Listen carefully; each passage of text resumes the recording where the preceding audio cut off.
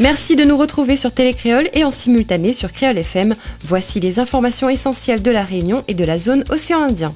À la une, le début d'un procès hors norme à la Réunion, celui des employés de l'ARAST. En effet, les audiences avec près de 886 plaignants dureront jusqu'à demain pour leur indemnisation qui serait en totalité d'un montant de 20 millions d'euros.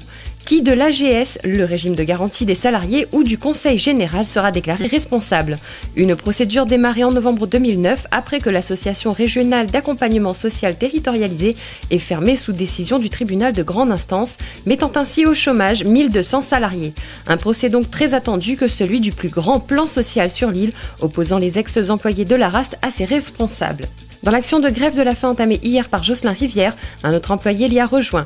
Jean-Jacques Ferrer a donc en effet lui aussi décidé d'alerter l'opinion pour ne pas se voir expatrié en métropole par la filiale Colgate-Palmolive. Ils espèrent ainsi mobiliser les élus une dernière chance après l'échec des négociations et discussions avec les responsables de la filiale. Les employés de l'hôpital d'enfants sont en grève eux aussi et dénoncent des conditions de travail difficiles.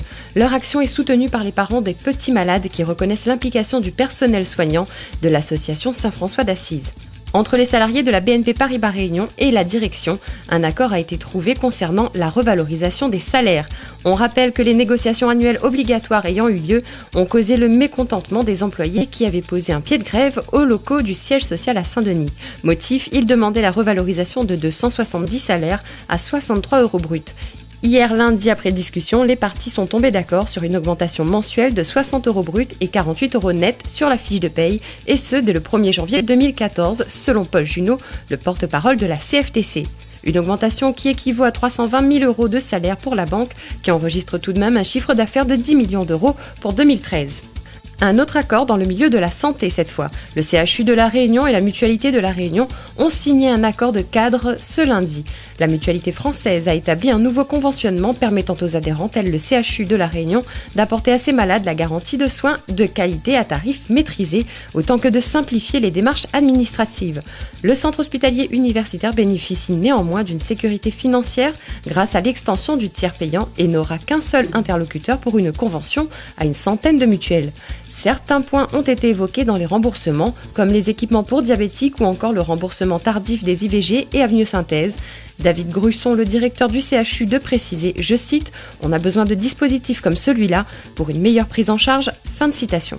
En bref, le syndicat de l'éducation CGTR Éducation demande la création d'un plan urgence chaleur. Patrick Corré, le secrétaire départemental, demande aux collectivités de se positionner quant au calendrier, ramenant la rentrée à mi-février. Et il précise attendre la réponse des mairies sur le volet lutte contre la chaleur dans les établissements. Il en va, je cite, de l'intérêt de nos élèves. Fin de citation.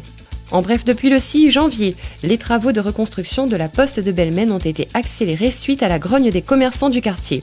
En effet, les personnels regroupés devant les locaux fermés de la poste entendent exprimer ainsi le désagrément causé par cette fermeture.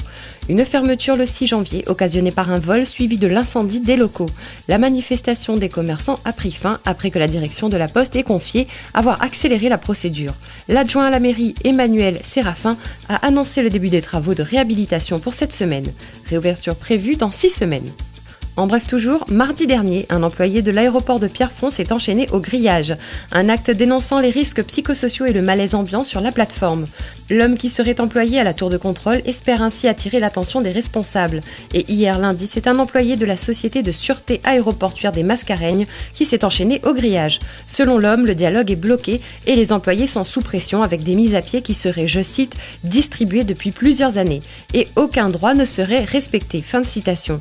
Il semblerait qu'aujourd'hui le mouvement aurait repris, les employés voulant mettre à jour leurs conditions de travail et arriver à ce que les décideurs de l'aéroport de Pierrefonds et les hommes politiques de La Réunion trouvent des solutions aux problèmes existants dans l'entreprise. Un point météo, une perturbation tropicale est prise en charge par Météo France, qui le situait ce mardi matin à 1510 km à l'ouest-nord-ouest de La Réunion. Un système qui devrait se renforcer sous 48 heures et se nommer Guito. Se déplaçant à 9 km par heure, la perturbation ne nous concerne pas pour le moment. Information pratique, on vous rappelle que des interruptions de la distribution en eau sur la commune de Saint-Leu auront lieu ce mercredi 19 février et ce sur plusieurs secteurs, Le Plat, Chemin de la Source, route Hubert de Lille et Temps Rouge.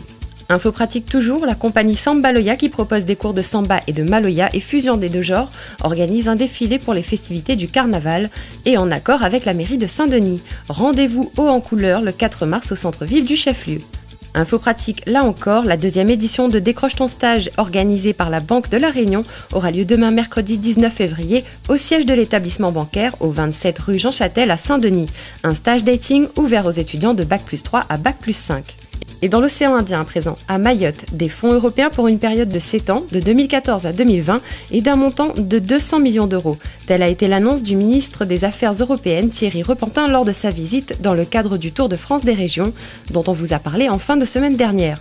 Une enveloppe qui pourrait aller jusqu'à 340 millions d'euros et qui serait la compilation de différents programmes européens comme la FEDER, la FSE ou la FEADER. La filière pêche, elle, devrait obtenir une enveloppe à part. Le ministre précise que le 101e département français, devenant région ultra-périphérique de l'Union européenne, pourra prétendre à de nouveaux crédits européens et qu'aucun autre département ne bénéficie d'une telle augmentation. Une cellule Europe sera même mise en place à la préfecture de Mayotte pour que l'État accompagne l'utilisation de ces fonds. Les collectivités locales, les acteurs économiques et les associations sont invités par le ministre à consommer les enveloppes européennes en montant des projets différents, ceci afin de dynamiser la zone.